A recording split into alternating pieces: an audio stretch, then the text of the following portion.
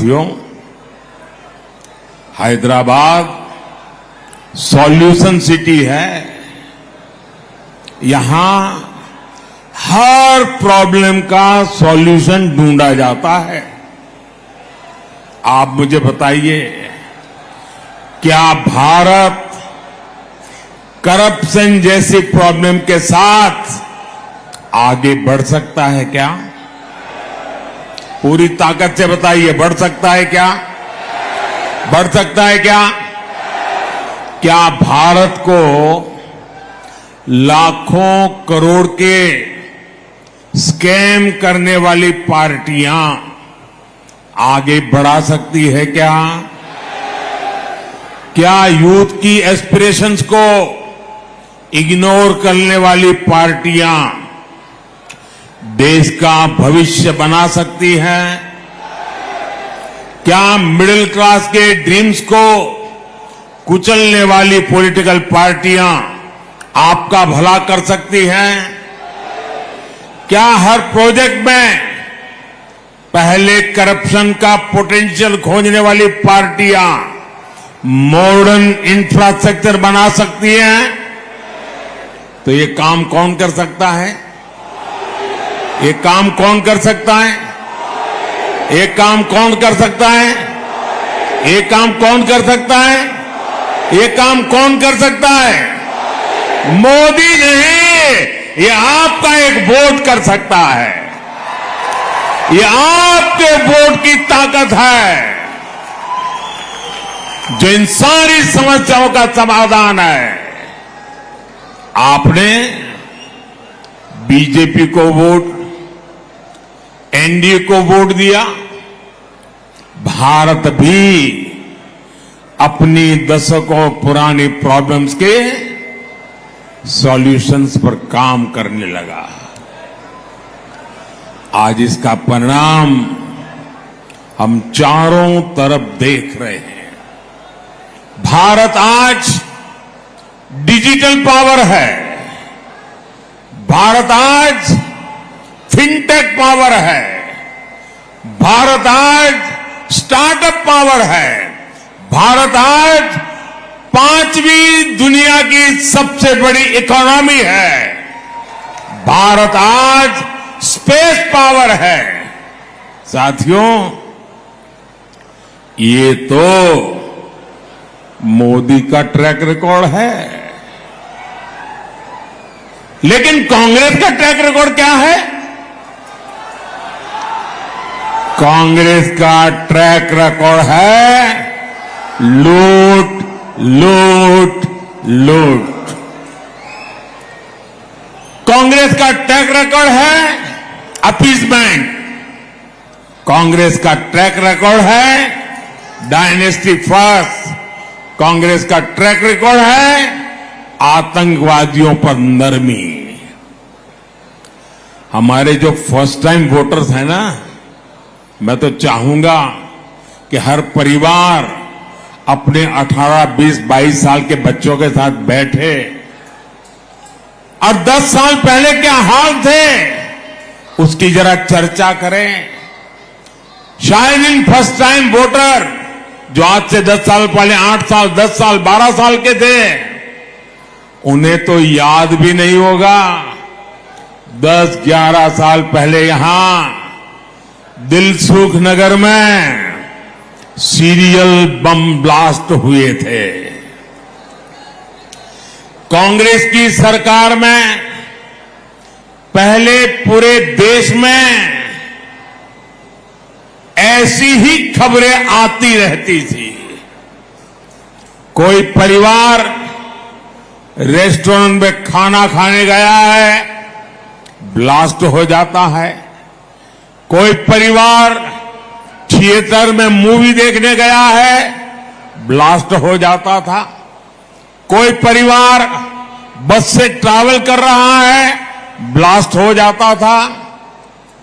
आज कहीं से भी ऐसी खबरें आती हैं क्या? जरा इस तरफ से मुझे जवाब चाहिए। क्या ऐसी खबरें आती है क्या? उधर से जरा बताइए, ऐसी खबरें आती है क्या? ये बम ब्लास्ट किसने रोके? ये बम ब्लास्ट किसने रोके? ये बम ब्लास्ट किसने रोके? ये बम ब्लास्ट रोकने का काम आपने दिल्ली में एक मजबूत सरकार बनाई, मोदी को सेवा उसका अवसर दिया, तब जाकर के रुका है। लेकिन ये बात कांग्रेस और इंडी गठबंधन को पसंद नहीं आ रही है। देश में ये खून खराबा फिर से शुरू हो, इसके लिए कुछ ताकतें मोदी को हटाने में जुटी है। इसलिए मैं हैदराबाद से पूरे देश को सतर्क करना चाहता हूं। कांग्रेस को वोट देना मतलब वो पुराने दिन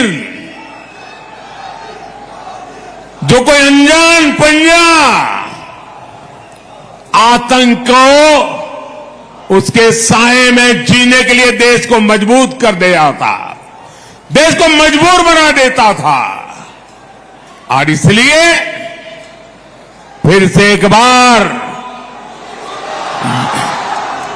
देश आतंक की लपट में आना नहीं चाहता है। साथियों, कांग्रेस हमेशा से एंटी मिडिल क्लास पार्टी रही है।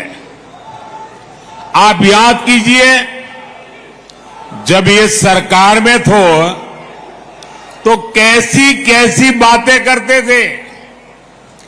इनके एक नेता कहते थे कि मिडिल क्लास केयरलेस हैं। उनके नेता कहते थे कांग्रेस के, वो कहते थे कि जो आइसक्रीम पर पैसा खर्च करते हैं वो महंगाई की शिकायत क्यों करते हैं।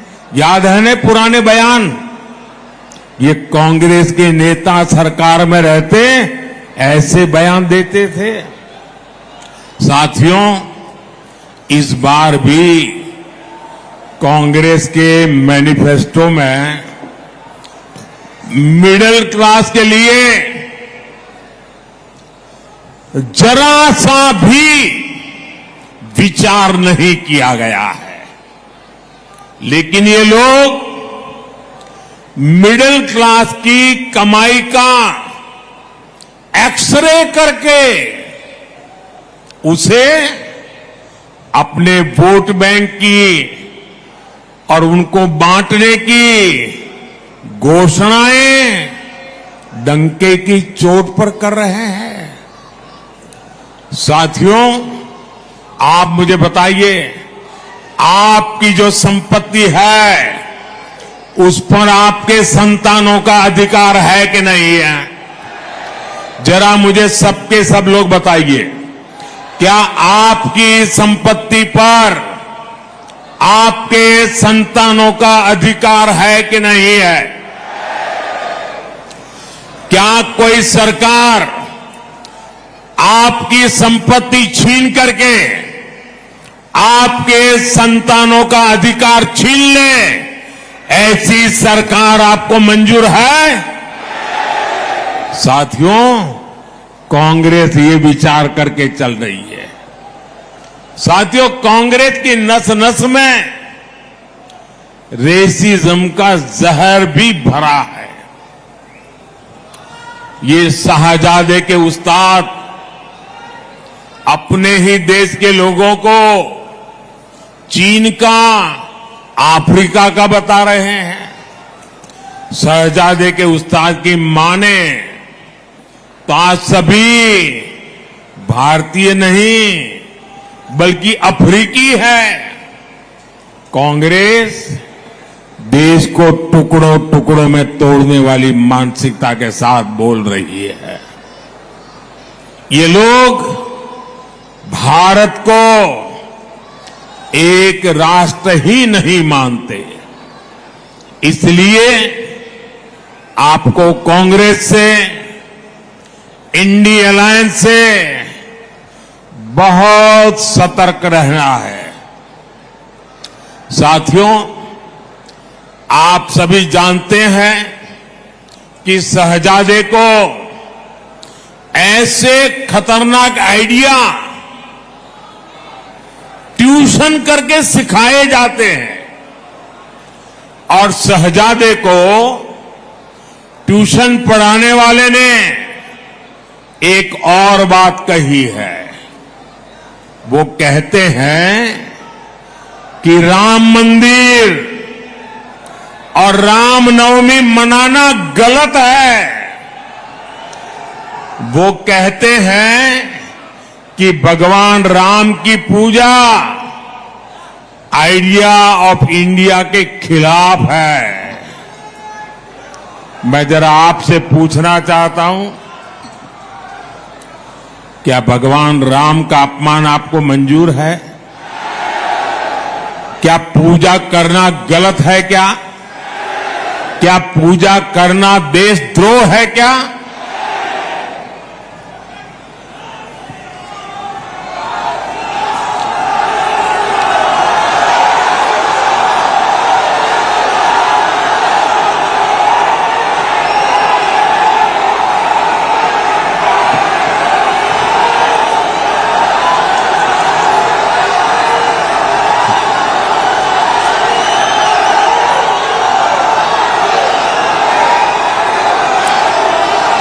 भारत को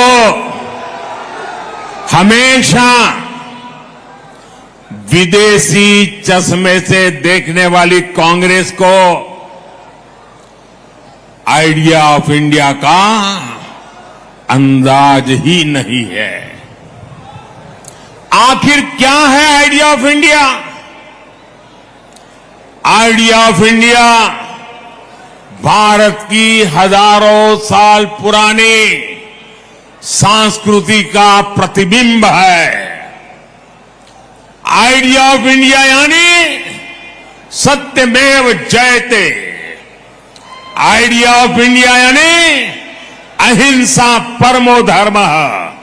आइडिया ऑफ इंडिया यानी आचार परमो धर्म। आइडिया ऑफ इंडिया न ही सत्यात् परो धर्म।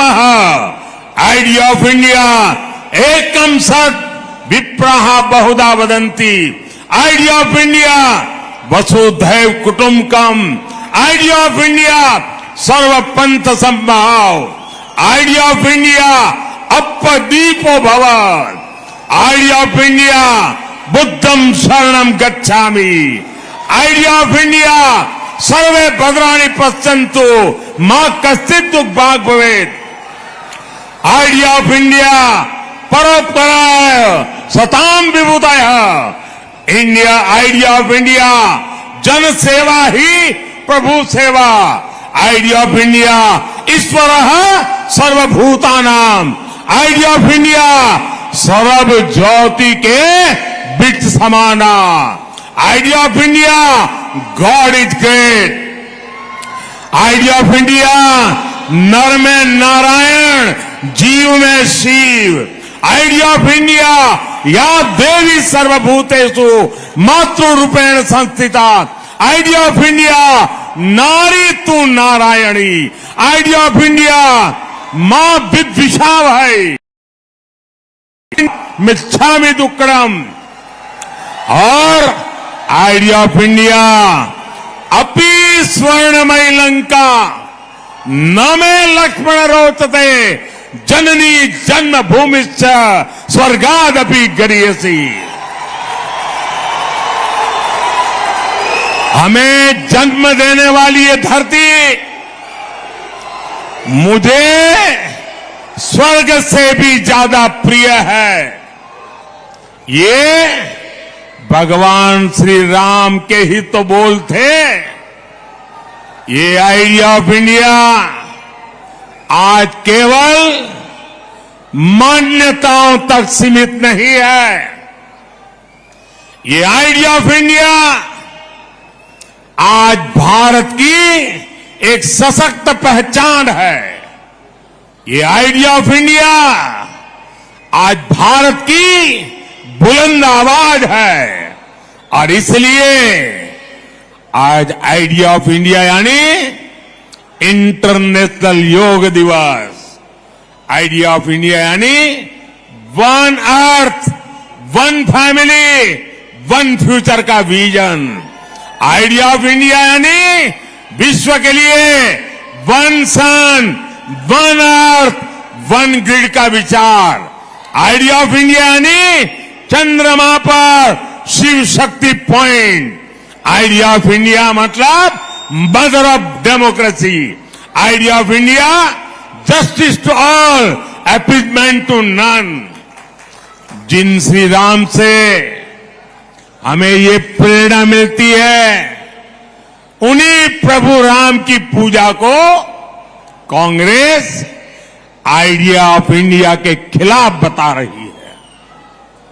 साथियों, तुष्टीकरण के लिए कांग्रेस और उसकी जैसी सोच वाली पार्टियां कुछ भी कर सकती है। यहां हैदराबाद में भी एमआईएम को इसलिए ही खुली छूट दी गई है, वोट बैंक न नाराज हो जाए, इसी डर से ना तो कांग्रेस और ना ही बीआरएस हैदराबाद मुक्ति दिवस मनाना चाहती है। लेकिन अब बीजेपी ने हैदराबाद को इस खौफ से मुक्ति दिलाने की ठानी है।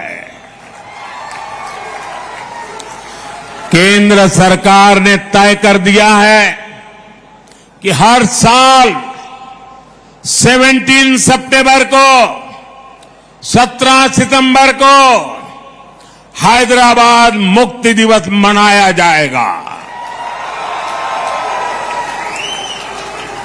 भाइयों और बहनों, हिंदुओं को बांटो और अपने वोट बैंक को खुश करो, ये कांग्रेस की रणनीति है। इसलिए कांग्रेस एससी, एसटी, बीसी से रिजर्वेशन छीनकर रिलीजन के आधार पर बांटना चाहती है। आपने सुना होगा कि शाहजादे के करीबी और चारा घोटाले के दोषी नेता ने क्या कहा?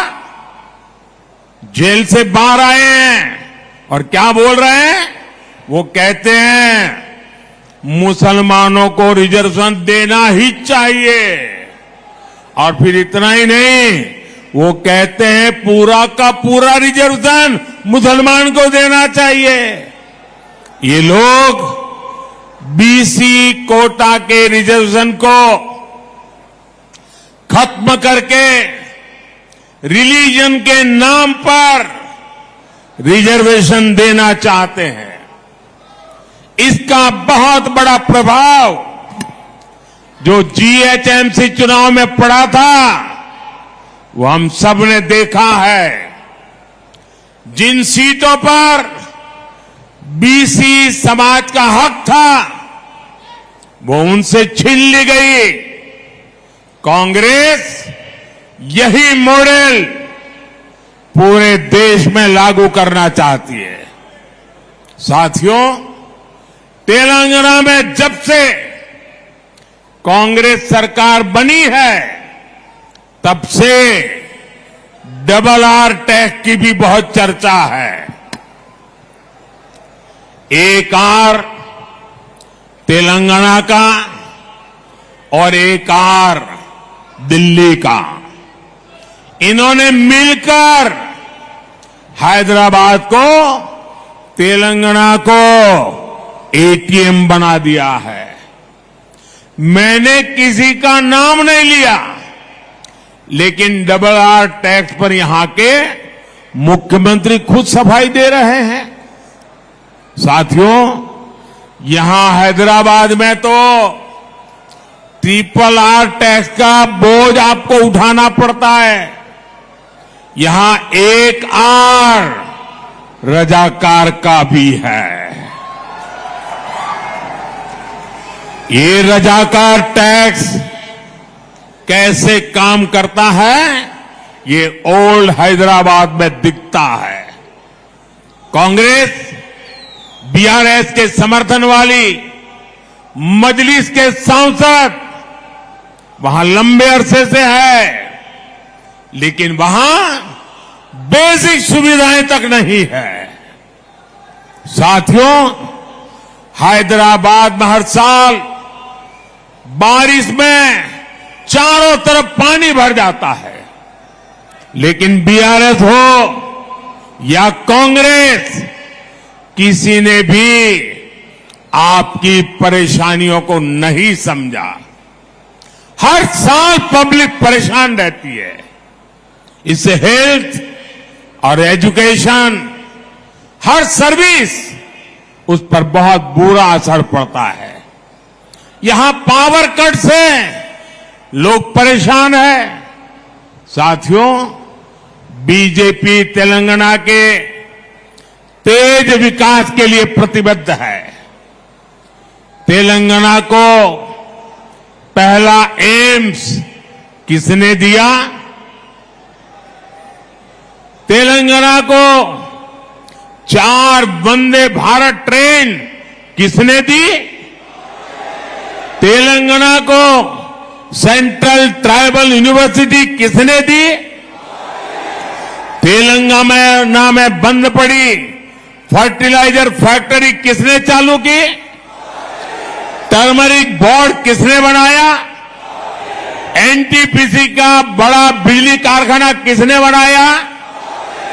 ये सारे काम बीजेपी की सरकार ने किए हैं। हमारी सरकार तेलंगाना को ग्लोबल कैपेबिलिटी के बड़े सेंटर के रूप में भी विकसित कर रही है। यहां एविएशन हब बन रहा है। एयरक्राफ्ट इंजन की दुनिया की सबसे बड़ी MRO फैसिलिटी होगी। आत्मनिर्भर अभियान का लाभ भी तेलंगाना को मिलने जा रहा है। डिफेंस से लेकर biotechnology, green energy, electric mobility और आर्टिफिशियल इंटेलिजेंस तक मैन्युफैक्चरिंग और सर्विस सेक्टर में तेलंगाना के लिए आने वाले 5 साल तेज विकास के होंगे। हसन चेरापल्ली LPG पाइपलाइन से भी इस क्षेत्र को काफी फायदा हुआ है। यहां युवाओं के लिए जॉब के, रोजगार के अनगिनत अवसर बन रहे हैं। साथियों, बीजेपी सरकार सबका साथ, सबका विकास, सबका विश्वास, सबका प्रयास, इस मंत्र पर चलती है। ये बीजेपी सरकार है जिसने ट्रिपल तलाक के बहाने मुस्लिम बेटियों पर हो रहे अत्याचारों को खत्म किया है। ये बीजेपी की सरकार है जिसने स्कूलों में बेटियों के लिए अलग से लाखों शौचालय बनवाए। इससे मुस्लिम समाज की बेटियों को भी लाभ हुआ। 10 साल में बहनों को पहली बार टॉयलेट, गैस, पानी जैसी सुविधाएं मिली है। पहली बार उनको भी पक्का घर, मुफ्त राशन, मुफ्त इलाज की सुविधा मिली है। इसलिए हर मां बहन कह रही है, मातृशक्ति कह रही है, फिर एक बार, फिर एक बार, फिर एक बार, फिर एक बार। साथियों, BRS को दिया आपका वोट कांग्रेस को ही मदद करेगा। और कांग्रेस को दिया आपका वोट भी केंद्र में सरकार नहीं बना सकता। इसलिए आपको भारी संख्या में भाजपा के पक्ष में कमल के निशान पर बटन दबा करके मतदान करना है। और भाइयों बहनों, क्या मेरा तेलंगाना मतदान के पुराने सारे रिकॉर्ड तोड़ सकता है? सारे पुराने रिकॉर्ड तोड़ सकता है? ज्यादा से ज्यादा मतदान करा सकता है? इस चुनाव में भाजपा सभी लोकसभा सीट तो जीतने वाली ही है, लेकिन मुझे ज्यादा से ज्यादा पोलिंग बूथ जीतने हैं। क्या पोलिंग बूथ जिता सकते हैं? पोलिंग बूथ जिताएंगे, पूरी ताकत पोलिंग बूथ जिताने में लगाएंगे। भाइयों बहनों, इस चुनाव में सिकंदराबाद से मेरे साथी जी किशन रेड्डी जी, हैदराबाद से बहन माधवी लता, अब मलकाजगिरी से श्री एटला राजेंद्र, चेवल्ला से श्री कोंडा विश्वेश्वर रेड्डी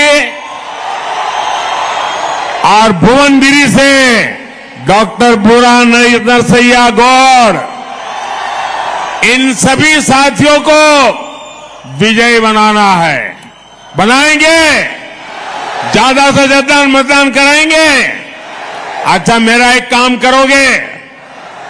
ये चुनाव वाला काम नहीं है, मेरा पर्सनल काम है, करोगे? ये मोदी का पर्सनल काम है, करोगे? इनमें से किसी का काम नहीं है, मेरा है, करोगे? जरा हाथ ऊपर करके बताओ, करोगे? अच्छा, तो मेरा काम बहुत सरल है। ज्यादा से ज्यादा परिवारों में जाइए, उन सबको मिलिए और उनको कहिए मोदी जी हैदराबाद आए थे, आप सबको नमस्कार कहा है, परिवार में सबको जय श्री राम कहा है। मेरा नमस्कार पहुंचाएंगे, मेरा जय श्री राम पहुंचाएंगे। जब परिवार के सब लोगों को मेरा नमस्कार पहुंचेगा, मेरा जय श्री राम पहुंचेगा, तो परिवार के हर कोई मुझे आशीर्वाद देंगे। और जब परिवार का हर व्यक्ति मुझे आशीर्वाद देता है तो मेरी ऊर्जा अनेक गुना बढ़ जाती है और मैं उसे आपकी सेवा अधिक क्षमता के साथ कर सकता हूं। बोलिए भारत माता की, भारत माता की। बहुत बहुत धन्यवाद। भारत माता की। हैदराबाद, सिकंदराबाद, मलकाजगिरी, चेवल्ला और भांगीर को अंदर की नमस्कारम। आप सभी को ये पर्दा नीचे रख दो प्लीज।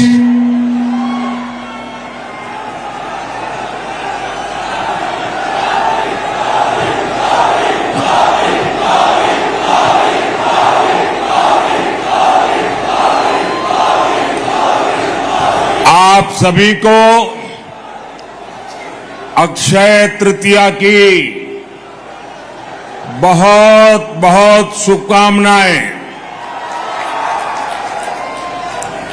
आपके जीवन में सुख रहे, समृद्धि रहे, लक्ष्मी जी का आशीर्वाद रहे, आपका भाग्य बना रहे, सौभाग्य बना रहे, ईश्वर से यही कामना है।